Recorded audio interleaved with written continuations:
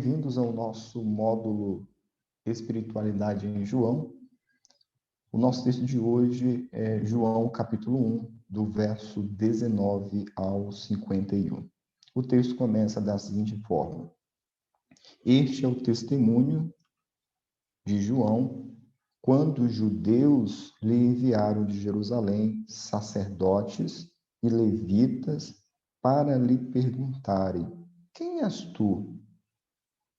Verso número 20, ele confessou e não negou. Confessou, eu não sou o Cristo. Então perguntaram, quem és, pois? És tu Elias? Ele disse, não sou. És tu o profeta? Respondeu, não. Disseram-lhe, pois, declara-nos quem és, para que demos resposta àqueles que nos enviaram. Que dizes a respeito de ti mesmo? Então ele respondeu. Em resposta, João cita Isaías 40, versículo 3.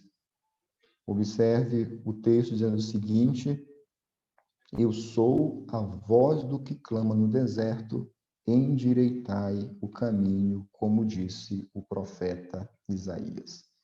Observe que João é muito rápido em desviar a atenção de si mesmo, embora ele desfrute de uma posição de privilégio notável na história da salvação, sua mensagem principal não é sobre ele, mas é sobre alguém que é maior do que ele.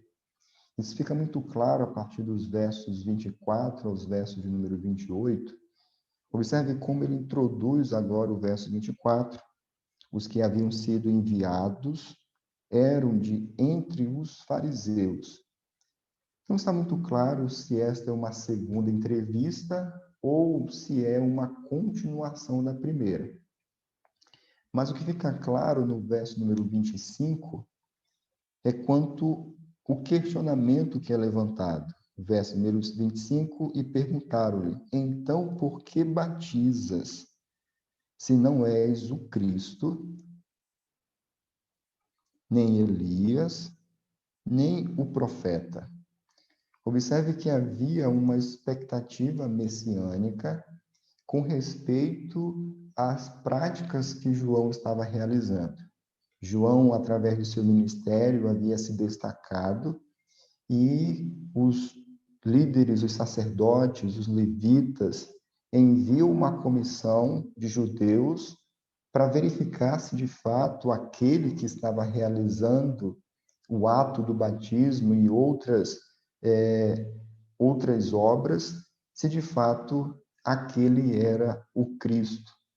A preocupação no verso de número 25 é quanto ao batismo de João. O ponto principal aqui é: se você não é o Cristo, se você não é Elias, se você não é um profeta, com que autoridade você está batizando? João não responde à pergunta imediatamente, mas novamente ele aponta para o seu objetivo, para alguém que era maior do que ele. Observe o verso de número 26. Eu batizo com água, mas no meio de vós está quem vós não conheceis, o qual vem após mim, do qual não sou digno de desatar-lhe as correias das sandálias. Verso de número 28 vai nos dizer que essas coisas se passaram em Betânia, do outro lado do Jordão, onde João estava batizando. Observe que a ênfase de João está no fato de que o Cristo já estava no meio deles. Ele diz isso no verso de número 26. E que esse Cristo que já estava no meio deles era maior do que o próprio João. Algo importante que João coloca é que os judeus não o conheciam. Essa mensagem já foi dita por João no prólogo, no verso número 11, quando João diz que ele veio para o que era seu e os seus não o receberam. Então o texto termina dizendo onde tudo isso aconteceu. O ponto central aqui basicamente é esse: o fato de João testemunhar que o Messias já estava presente, já estava no meio deles, que não era conhecido por eles, porém que era maior do que João, que estava realizando o batismo e anunciando a vinda do reino de Deus. Verso de número 39 ao 34, verso 39 diz o seguinte: no dia seguinte, viu João a Jesus que vinha para ele e disse: Eis o Cordeiro de Deus que tira o pecado do mundo. João faz uso de uma figura do Antigo Testamento, muito provavelmente o Cordeiro de Deus que é descrito lá em Isaías 53. Nós temos também uma menção de Cordeiro de Deus, ou essa figura sendo usada em Êxodo, capítulo 12. Mas muito provavelmente João está usando aqui a figura do servo sofredor. Quem é o servo sofredor de Isaías 53? Ele é aquele que é descrito como tendo uma morte expiatória, como um cordeiro. A sua morte seria uma oferta pela culpa. Ele receberia a punição em favor dos pecados de muitos, a fim de resolver o problema do pecado da humanidade. Com sua morte, ele traria paz entre os pecadores e Deus, o Deus Santo. Sua morte, então, traria não só a remoção da iniquidade, mas manifestaria também a justiça do próprio Deus. O ponto central aqui é que Jesus é identificado por João como aquele que trará de uma vez por todas a solução para o pecado do homem. Verso de número 30, ele diz o seguinte: é este a favor de quem eu disse, após mim, após mim, vem um varão que tem a primazia. Observe por que ele tem a primazia. João vai destacar novamente a pré-existência do filho. Eu mesmo não o conhecia, mas a fim de que ele fosse manifestado a Israel, vim, por isso, batizando com água. Observe que desde o início, João deixou muito claro qual foi o propósito do seu ministério: revelar o Cristo, o Cordeiro de Deus, que vem sendo apresentado ao longo do capítulo como aquele que é pré-existente. Por isso ele tem a primazia. Agora observe no verso número 32 como que João passa a falar sobre a identidade e o ministério desse que é apresentado como o Cordeiro de Deus, o Filho de Deus, que veio para lidar com o pecado do homem.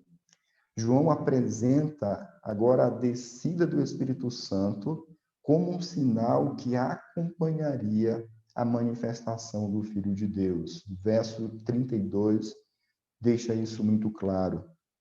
O texto diz o seguinte: então João testemunhou, dizendo: vi o Espírito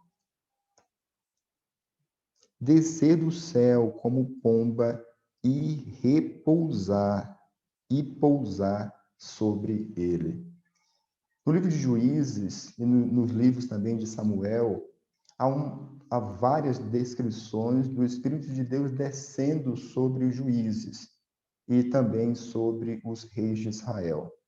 A grande diferença aqui no relato de João é que o Espírito de Deus está repousando, permanecendo sobre Cristo, diferente do que acontecia no Antigo Testamento, do que aconteceu, por exemplo, com o rei Saul, que Deus retirou o seu espírito de Saul.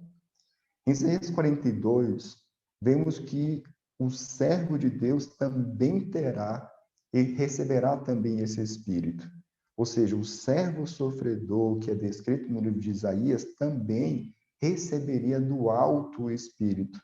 Portanto, a vinda, a descida do Espírito sobre Jesus aponta para o cumprimento desses temas do Antigo Testamento.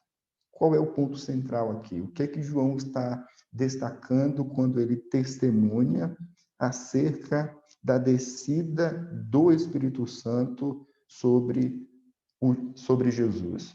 ele enfatiza basicamente ou aponta para essa descida como um ato que testifica que Jesus é o Rei. É aquele ungido sobre o qual Deus derrama o seu Espírito de forma permanente. Ele é o Rei que governará para sempre, mas ele é também um servo, o servo sofredor de Isaías, que, segundo o texto de Isaías, receberia também do Espírito de Deus. O verso de número 33, João diz o seguinte: eu não o conhecia.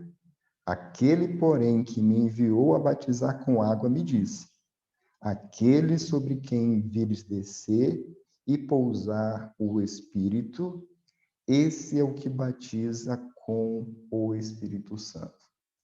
Os profetas prometeram um tempo em que o povo de Deus teria seus pecados resolvidos, em que de fato Deus mudaria o coração do seu povo, transformaria o seu coração de pedra para um coração de carne.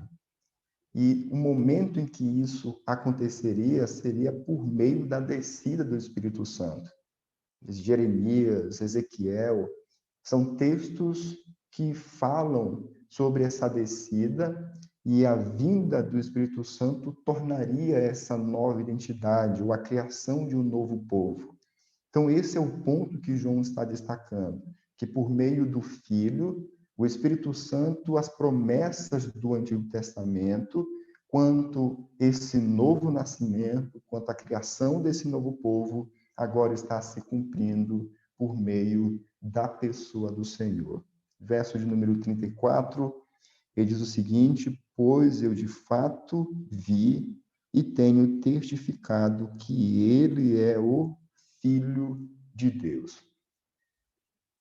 Sua declaração, o que João vem repetindo, é que de fato ele, verso de número 33, ele vai dizer isso: eu não o conhecia. Ele vai declarando que o que fez com que ele se envolvesse nesse ministério de testificar a vinda do Filho foi o fato do Filho ter comissionado para este ministério. Então, foi o fato de Deus ter testemunhado acerca do Filho e assim então enviado João para anunciá-lo, para testemunhar acerca dele. Observe agora, a partir do verso número 35 até o verso número 51, como que o texto nos leva do testemunho que está sendo feito por meio de João, testemunho da parte do próprio Deus em relação ao Filho, ao chamado de Jesus. O verso de número 35 diz o seguinte: no dia seguinte estava João outra vez na companhia dos seus discípulos, e vendo Jesus passar, disse: eis o Cordeiro de Deus.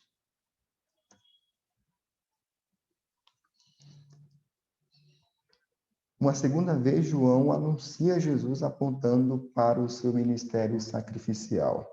Estamos sendo informados novamente que o ministério de Jesus será lidar com o problema do pecado, morrendo como um cordeiro sacrificial e substituto. O verso número 37, os dois discípulos, ouvindo dizer isso, olha a reação dos discípulos, seguiram a Jesus. A reação dos discípulos diante do chamado e da autoridade desse rei é de obediência.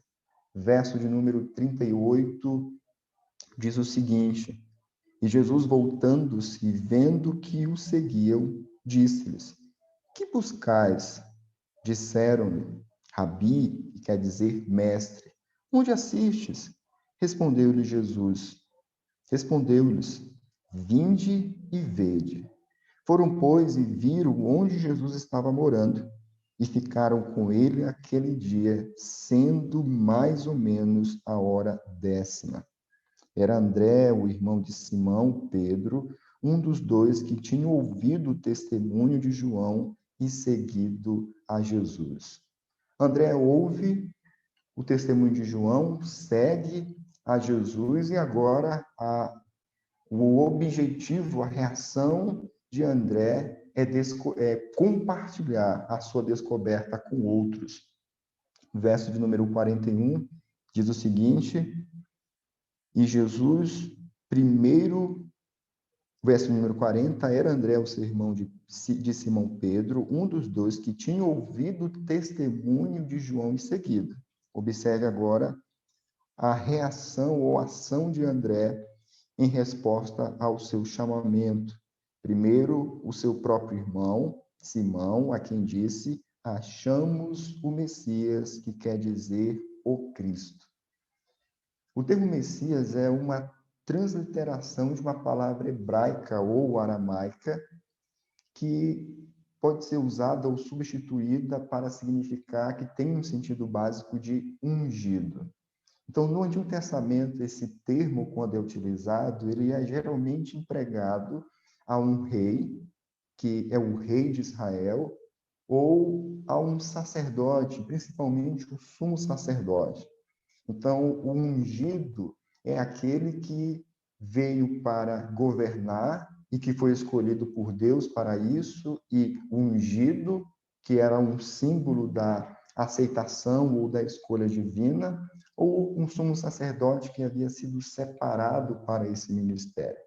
Muito provavelmente, André esteja usando aqui esse primeiro sentido, associando Jesus ao rei, aquele que veio e que foi separado e ungido pelo próprio Deus para esse ministério.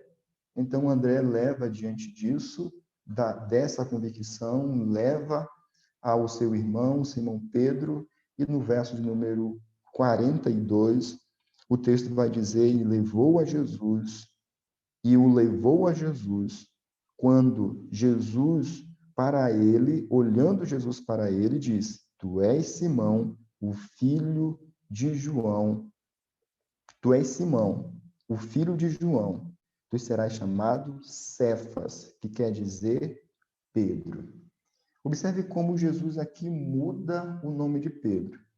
Porém, o ponto central que João deseja enfatizar não é a mudança do nome, mas o fato de Jesus conhecer plenamente as pessoas. Ele não apenas vê dentro do nosso coração, isso vai ficar muito claro, por exemplo, nos versos 47 e verso 48, quando ele vai falar com Natanael, mas ele, nesse momento, ele chama o pecador e ele sabe exatamente em que o pecador irá se tornar. Por isso ele diz: tu serás chamado Pedro, Cefas, que quer dizer Pedro. A partir do verso de número 43, o texto prossegue dizendo o seguinte: no dia imediato, resolveu Jesus partir para a Galileia. E encontrou a Filipe e disse: segue-me. Ora, Filipe era de Betsaida, cidade de André e de Pedro. Filipe encontrou a Natanael e disse: achamos aquele de quem Moisés escreveu na lei e a quem se referiram os profetas, Jesus o Nazareno, filho de José. O testemunho de Filipe é bem idêntico ao testemunho de André, lá no verso 41. Exceto que ele não chama Jesus de o Messias, mas ele fala sobre Jesus, sobre aquele que foi descrito na lei e nos profetas. O ponto principal aqui é que João identifica Jesus como aquele que cumpre as promessas ou escrituras do Antigo Testamento. Ele é aquele sobre quem Moisés escreveu na lei e sobre quem os profetas também escreveram. Ele é o Filho de Deus, o Messias, o Rei de Israel. Observe a reação aqui de Natanael no verso de número 46. Perguntou-lhe Natanael: de Nazaré pode sair alguma coisa boa? Respondeu-lhe Filipe: vem e vê. Vem e vê. Jesus viu Natanael, aproximou-se e disse a seu respeito: eis um verdadeiro israelita, em quem não há dolo. Observe o conhecimento de Cristo acerca de Natanael, não só da sua pessoa, mas principalmente do que se passa pelo seu ser. Eis um verdadeiro israelita, a quem não há dolo. Perguntou-lhe Natanael: de onde me conheces? Respondeu-lhe Jesus: antes de Filipe te chamar, eu te vi quando estavas debaixo da figueira. Então exclamou Natanael: mestre, tu és o Filho de Deus, tu és o Rei de Israel. Ao que Jesus lhe respondeu: porque te disse que te vi debaixo da figueira, crês? Os maiores coisas do que estas verás. E acrescentou: em verdade vos digo que vereis o céu aberto e os anjos de Deus subindo e descendo sobre o Filho do Homem. Algumas questões que a gente precisa destacar aqui. A primeira é quanto à nomenclatura usada para se referir por Natanael, para se referir a Deus como Filho de Deus.